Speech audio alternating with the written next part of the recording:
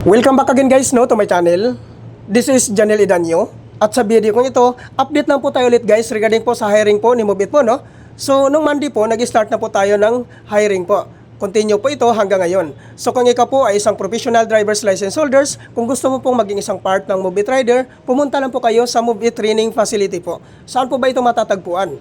Matatagpuan po ito guys sa Grab Warehouse Marikina po. Yan po yung ipin location nyo sa inyong mga Google Map, ang Grab Warehouse Marikina. At doon nyo na po matatagpuan ang Move It Training Facility po. So ano po ba ang mga requirements na kailangan po nating i-prepare before po tayo pumunta sa Move It Training Facility po? Ang number 1 po na requirements dito guys, which is yung Professional Driver's License. Number 2, Motorcycle ORCR.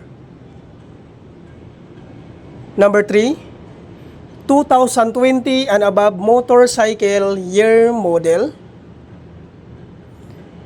Number 4, NBI clearance. Number 5, police clearance.